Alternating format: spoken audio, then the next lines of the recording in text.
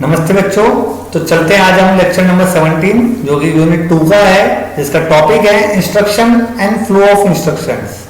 ठीक है, तो हम देखते हैं क्या होते हैं इंस्ट्रक्शंस और इंस्ट्रक्शंस का फ्लो कैसे होता है। इस लेक्चर में हम ये पढ़ेंगे इंस्ट्रक्शंस क्या होते हैं, इंस्ट्रक्शन को एग्जीक्यूशन करने के लिए कौन कौन सी साइकिल्स होती हैं और इंस्ट्रक्शंस के टाइप्स क्या होते हैं। साथ में हम एड्रेसिंग मोड्स भी पढ़ेंगे। ठीक है, तो इंस्ट्रक्शंस क्या होते हैं। मैं नॉर्मली अगर आपसे पूछूं कि जस्ट लाइक आपके पापा आपको इंस्ट्रक्शन देते होंगे कि बेटा ये काम कर दे, तो means they are giving a command, right. Parents आपको कमांड देते हैं। कभी कभी टीचर आपको कोई असाइनमेंट देता है या कोई क्वेश्चन पूछता है तो वो भी एक कमांड ही है। तो एक इंस्ट्रक्शन यही नहीं है कि केवल एक मशीन के लिए बोला जाता है कि instruction is a set of the instruction, just like rule और प्रोग्राम को इंस्ट्रक्शंस कहते हैं, ऐसा कुछ ही नहीं है। इंस्ट्रक्शन आर्मी का कमांडर अपनी आर्मी को देता है, राइट है, आर्मी के जवानों को इंस्ट्रक्शन दिया जाता है। तो इंस्ट्रक्शन क्या है, एक कमांड है नॉर्मली, जो ये बताता है कि आपको क्या करना है, आपको कुछ काम करना है, दैट इज ए कमांड। तो वो ह्यूमन को दिया जा सकता है, किसी मशीन को दिया जा सकता है, किसी ऑब्जेक्ट को दिया जा सकता है। अब मेन बात आती है, ये जो इंस्ट्रक्शन दिए जाते हैं ये किसी लैंग्वेज में दिए जाते हैं। जैसे कि अगर मैं आपको दे रहा हूं तो एक हिंदी लैंग्वेज में दे रहा हूं, और उस लैंग्वेज के विच फॉलो सेट ऑफ रूल्स, कुछ रूल्स होते हैं। जैसे मान लो मैंने आपको बोला असाइनमेंट करके दिखाओ, तो इसका एक रूल बना हुआ है। सेंटेंस को मैंने एक फॉर्मेट में लिखा है, ऐसा नहीं बोला मैंने दिखाओ करके असाइनमेंट, ऐसे नहीं बोला मैंने, या करके असाइनमेंट दिखाओ। इस तरीके से आप इंस्ट्रक्शन लैंग्वेज को तोड़ नहीं सकते। जैसे मैंने बोला खाना खा के आ जाओ, ठीक है, तो जाओ आ खा के खाना, ऐसे नहीं बोलूंगा मैं, खाना खा के आ जाओ एक फॉर्मेट है। तो आपको एक रूल फॉलो करना पड़ेगा उस लैंग्वेज का, और सामने वाला जो टारगेट है जिसके लिए कमांड दिया गया है वो उसको इंटरप्रेट करता है। अब इंटरप्रेट की बात करते हैं, जैसे आप एक छोटे बच्चे को बोलो खाना खा ले, छोटे बच्चे को, 1 साल के बच्चे को, आई थिंक वो इंटरप्रेट नहीं कर पाया, ठीक है, क्योंकि उसको अभी उसने उस इंस्ट्रक्शन की डिकोडिंग सीखी ही नहीं है। अगर जो इंस्ट्रक्शन आप देते हो उसको डिकोड करना आता है तो वो इंटरप्रिटेशन कहलाता है। और इंटरप्रेट करने के बाद में आप ये पहचान लेते हो मेरे को करना क्या है, तो वो स्पेसिफिक टास्क परफॉर्म करेगा गिवन डेटा। तो ये पूरा इंस्ट्रक्शन है। तो यहाँ पे आप ह्यूमन को भी इंस्ट्रक्शन दे सकते हो, आप मशीन को भी इंस्ट्रक्शन दे सकते हो, और आजकल आईओटी का जमाना है तो ऑब्जेक्ट को भी इंस्ट्रक्शन दिया जा रहा है, राइट है, क्योंकि इंटरनेट पे आजकल थिंग्स भी आ गई है। अब इंस्ट्रक्शन जो लिखे जाते हैं नॉर्मली, वो हमारे किसके लिए लिखे जाते हैं नॉर्मली, हमने यहाँ पर प्रोसेसर और माइक्रो कंट्रोलर के लिए बात कर रहे हैं। हम प्रोसेसर और माइक्रो कंट्रोलर की बात करें तो इंस्ट्रक्शन के लिए 3 लैंग्वेज डिफाइन की गई कैटेगरी की। एक मशीन लैंग्वेज जो कि 0 और 1 की सीरीज में होती है, एक असेंबली लैंग्वेज जो कि नेमोनिक्स की फॉर्म में होती है, और एक हाई लेवल लैंग्वेज जो कि C++, आजकल पाइथन भी यूज हो रही है। नॉर्मली हम देखते हैं रास्पबेरी पाई में पाइथन ही यूज कर रहे हैं जो कि हमारा है। तो मशीन लैंग्वेज 0 और 1 के सीरीज में होती है, पर यूजर उसको यूज नहीं कर पाता। क्यों? क्योंकि 0 और 1 की सीरीज में अगर अपन ऑपकोड याद करें तो बहुत ज्यादा ऑपकोड्स हो जाते हैं, और याद करना बहुत टेडियस टास्क है, प्लस उसको लिखना बहुत टेडियस टास्क है। ये मैंने आपको पिछले लेक्चर्स में बताया था मशीन लैंग्वेज के क्या डिसएडवांटेज थे। तो थोड़ा असेंबली लैंग्वेज की तरफ बढ़े हम, जो कि लो लेवल लैंग्वेज होती है। पर असेंबली लैंग्वेज में एक फायदा था कि इंस्ट्रक्शंस को थोड़ा सा मीनिंगफुल बना दिया गया, इंस्ट्रक्शंस को थोड़ा सा क्या कर दिया गया, मीनिंगफुल बना दिया गया, ठीक है। दूसरी चीज, इंस्ट्रक्शन जो होते हैं वो किसकी फॉर्म में लिखे होते हैं, हमारे नेमोनिक्स की फॉर्म में लिखे रहते हैं। किसकी फॉर्म में लिखे रहते हैं, नेमोनिक्स की फॉर्म में लिखे रहते हैं हमारे इंस्ट्रक्शंस। अब नेमोनिक्स क्या होते हैं, नेमोनिक्स का मतलब है ऑपकोड और ऑपरेंड। ऑपकोड और ऑपरेंड की फॉर्म में हमारा नेमोनिक्स होता है। जो ऑपकोड होता है वो एक अल्फाबेटिकल फॉर्म में लिखा जाता है, और जो ऑपरेंड होता है वो एक नंबर्स की फॉर्म में लिखा जाता है। ऑपकोड आपका ये बताता है कि हमको करना क्या है, राइट, जो कि अल्फाबेट में लिखा गया है। और ऑपरेंड आपका जो है वो सोर्स ऑफ डेटा बताता है, सोर्स ऑफ डेटा, ठीक है, कि आपका जो ऑपरेशन होगा वो जिस डेटा पे होगा उसका सोर्स क्या है। क्लियर हो गई बात, नहीं हुई? अब अगर हम किसी इंस्ट्रक्शन को बात करें और उस इंस्ट्रक्शन से हम प्रोग्राम बनाते हैं, तो डेफिनेटली बात है वो प्रोग्राम होगा सेट ऑफ इंस्ट्रक्शंस। तो यूजर कैसे काम करता है, तो यूजर क्या करता है, कोई भी इंस्ट्रक्शंस लिखता है उसको बाइनरी फॉर्मेट या हेक्साडेसिमल फॉर्मेट में मेमोरी के अंदर डालता है मशीन के लिए। अगर हम बात करते हैं मशीन की, तो मशीन के लिए अगर इंस्ट्रक्शन लिखे जा रहे हो तो आप उसको एडिटर में लिख रहे हो नेमोनिक्स फॉर्म में, पर मेमोरी में वो केवल एक हेक्साडेसिमल नंबर या बाइनरी फॉर्मेट में ही स्टोर होगा। क्लियर? देन माइक्रो प्रोसेसर क्या करता है, उस इंस्ट्रक्शन को रीड करता है, उस इंस्ट्रक्शन को पहले वो रीड करेगा, ठीक है, फिर उसको जो डेटा उससे नीडेड है उस ऑपरेशन को करने के लिए वो उसको उठाएगा और फिर एग्जीक्यूट करेगा, और एग्जीक्यूट करने के बाद में जो रिजल्ट आता है उसको या तो वो मेमोरी में डालेगा या किसी आउटपुट डिवाइस को देगा, ठीक है। तो इस पूरे प्रोसेस को हम 3 साइकिल इंस्ट्रक्शन मॉडल कहते हैं, 3 साइकिल इंस्ट्रक्शन एग्जीक्यूशन मॉडल कहते हैं, जिसके अंदर कोई प्रोग्राम को अगर एग्जीक्यूट करना है तो लाइन बाय लाइन होता है सारा काम। सबसे पहले माइक्रो प्रोसेसर उस इंस्ट्रक्शन को रीड करता है मेमोरी से, क्योंकि मेमोरी में ही इंस्ट्रक्शन सेव किया है, प्रोसेसर के पास में मेमोरी है ही नहीं, आपको मेमोरी में ही प्रोग्राम डालना पड़ेगा और हेक्साडेसिमल नंबर में डालोगे आप। क्लियर हो गई? फिर माइक्रो प्रोसेसर जब उसको रीड कर लेता है तो उसको डिकोड करता है और एग्जीक्यूट करता है। क्लियर हो गई बात? ये नहीं हुई? जैसे मान लो आप ये समझो आपने माइक्रो प्रोसेसर को एक सवाल दिया है, वो उस सवाल को समझ रहा है पढ़ के और फिर उसको उत्तर दे रहा है, तो आंसर देना दैट इज एग्जीक्यूशन, समझना दैट इज कॉल्ड डिकोडिंग, और उसने उस सवाल को पढ़ा that is called instruction reading. Clear हो गया? तो मतलब माइक्रो प्रोसेसर सबसे पहले क्या करता है, फैच द इंस्ट्रक्शन, मतलब उसने सवाल को पढ़ लिया है, डिकोड द इंस्ट्रक्शन, उसने सवाल को समझा है, और देन एग्जीक्यूट इट, उसने सवाल का आंसर दे दिया है। ये 3 काम एक इंस्ट्रक्शन के साथ माइक्रो प्रोसेसर करता है, ठीक है। और ये सीक्वेंस तब तक चलता रहेगा जब तक प्रोग्राम में सारे इंस्ट्रक्शंस परफॉर्म्ड नहीं कर दे और हॉल्ट की स्थिति नहीं आ जाए। चलते हैं। अब बात कर लिए मैंने इंस्ट्रक्शंस की, तो एक इंस्ट्रक्शन के टाइप भी होते होंगे। अगर असेंबली लैंग्वेज की बात करें तो इंस्ट्रक्शंस के टाइप हम देखते हैं अकॉर्डिंग टू साइज, कुछ क्राइटेरिया बना रखे हमने। अब अकॉर्डिंग टू साइज का मतलब है कि आप जो इंस्ट्रक्शन मेमोरी में स्टोर कर रहे हो, डेफिनेटली बात है मेमोरी में स्टोर करोगे, तो वो कितने मेमोरी एड्रेस ऑक्यूपाई कर रहा है, that is called size of the instruction, ठीक है। मतलब उस इंस्ट्रक्शन की लेंथ क्या है, हम दूसरे तरीके से ये भी बोल सकते हैं, या हम ये कह सकते हैं कि size of opcode and operand memory में कितना है, क्योंकि एक इंस्ट्रक्शन दोनों से मिलकर बना है। पर ये ध्यान रखिएगा ऑपरेंड ऑप्शनल होता है, जरूरी नहीं हो। ऑपकोड नेसेसरी पार्ट है, ऑपरेंड ऑप्शनल पार्ट है। कुछ इंस्ट्रक्शन में ऑपरेंड एब्सेंट होता है, वो आगे हम देखेंगे। तो डेफिनेटली बात है ऑपकोड अगर नेसेसरी पार्ट है तो ऑपकोड तो 1 बाइट का होता है, इसलिए किसी भी इंस्ट्रक्शन का मिनिमम साइज क्या होगा, 1 बाइट। अब आते हैं मैक्सिमम साइज। मैक्सिमम साइज में ऑपरेंड पे डिपेंड करता है, ऑपकोड तो 1 बाइट ले ही रहा है, अगर ऑपरेंड 2 बाइट का है तो टोटल बाइट हो गई 3, और 2 बाइट का मतलब 16 बिट का ऑपरेंड है, तो आपका जो टोटल है वो इंस्ट्रक्शन का साइज होगा वो 3 बाइट होगा। कैसे, वो मैं आगे बताऊंगा कैसे इंस्ट्रक्शन के साइज होते हैं। सबसे पहले अकॉर्डिंग टू साइज में हम इंस्ट्रक्शन का देखते हैं 1 बाइट का इंस्ट्रक्शन क्या होता है। अगर इंस्ट्रक्शन के अंदर केवल ऑपकोड है, केवल ऑपकोड, ऑपरेंड एब्सेंट है, तो ऑपकोड 1 बाइट लेता है, तो वो कहलाता है हमारा 1 बाइट इंस्ट्रक्शन। जैसे मैं बताता हूं आपको, यहां पे देखिए, आप मेरे वर्ड के फॉर्मेट में देखिए या पेंट पे देखिए, आप ये देखिए, आप सपोज करो आपका एक इंस्ट्रक्शन है STC, और इसको अपन ने सेव करा मेमोरी में 2000H पे। सपोज करो इसका ऑपकोड मैं यहाँ पे लिख के देख लेता हूँ क्या है इसका ऑपकोड। यहाँ पे मैंने लिखा STC, ठीक है, और STC को मैंने असेंबल करा तो मैंने कोड यहाँ पे देखा कितना आया मेरा कोड 37, मतलब 2000H पे 37 स्टोर हो जाएगा,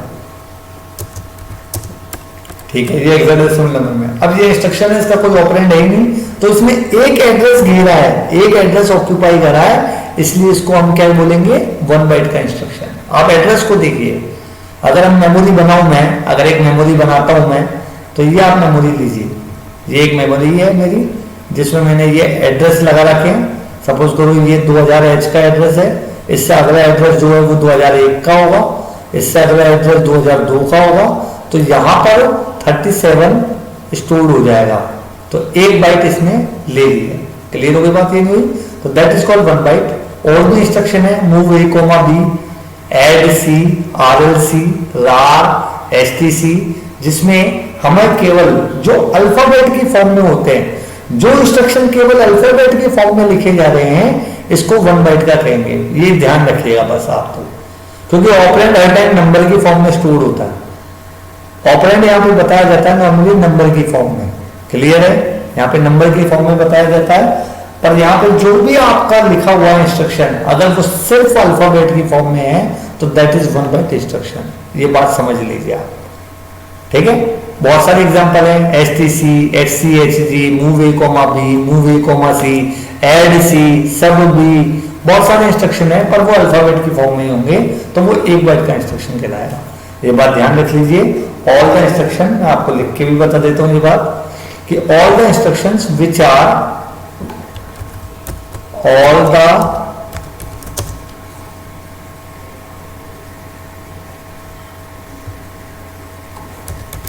the instructions which are only in alphabetically form, alphabetical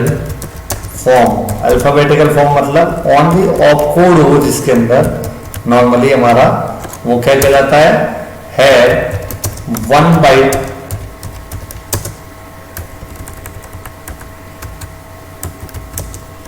bite size. Clear हो गई बात? ये नहीं हुई? For example move A comma B पूरा अल्फाबेटिकली है, STC, HCHG, एड बी, और बी, ठीक है, और वी कैन से, और हम क्या कह सकते हैं, और अभी हो गया, और क्या कह सकते हैं हम, ANABC, और भी होते हैं ANAC,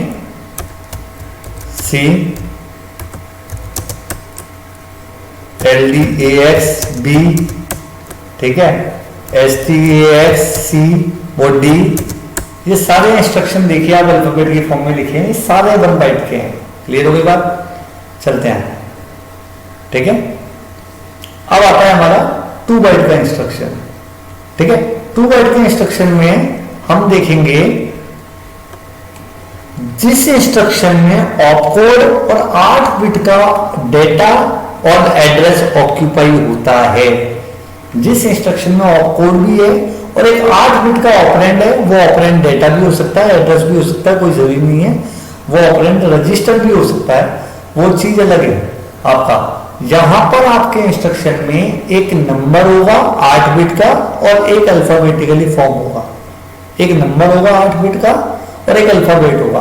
तो अल्फाबेट को हम ऑपकोड कहते हैं, जो मैंने आपको बताया था, और नंबर को हम क्या कहते हैं? नंबर को हम नॉर्मली ऑपरेंड कहते हैं। ये आपका ऑपरेंड है, जो कि एक एड्रेस भी हो सकता है। अब आप बोलोगे एड्रेस 8 बिट का कैसे हो गया? जो पोर्ट होते हैं, इनपुट आउटपुट पोर्ट होते हैं, उनका एड्रेस 8 बिट का ही होता है। ठीक है? एक नंबर भी हो सकता है 8 बिट का, एड्रेस भी हो सकता है, 8 बिट का डेटा भी हो सकता है, और उसके साथ एक ऑपकोड भी होगा जो कि अल्फाबेटिकल फॉर्म में लिखा जाता है। तो ये 2 बाइट का जगह घेरेगा मेमोरी के अंदर। जैसे कि MVI A20H, अब ये MVI A ऑपकोड है, 20H आपका 8 बिट का नंबर है। अगर मैं बात करूं इन 34H, तो इन यहाँ पे ऑपकोड है और 34H एक एड्रेस है जो पोर्ट का एड्रेस होता है, यहाँ 8 बिट का नंबर है। क्योंकि मैंने आपको बताया था जो प्रोसेसर होता है वो केवल ऑपरेंड को अपने लिए डेटा मानता है। प्रोसेसर के लिए ऑपरेंड डेटा है, बाकी का उसको मतलब नहीं है, यूजर ने उसको क्या समझा। आपके लिए 34 पोर्ट एड्रेस होगा, प्रोसेसर तो उसको एक डेटा की तरह ट्रीट करेगा। तो उसने ये बोला कि MVI A मतलब एक ऑपकोड था, एक्यूमुलेटर के अंदर डाल दो। ठीक है? किसको डाल दो? 20 को डाल दो। तो 20 एक ऑपरेंड है, MVI A ऑपकोड है।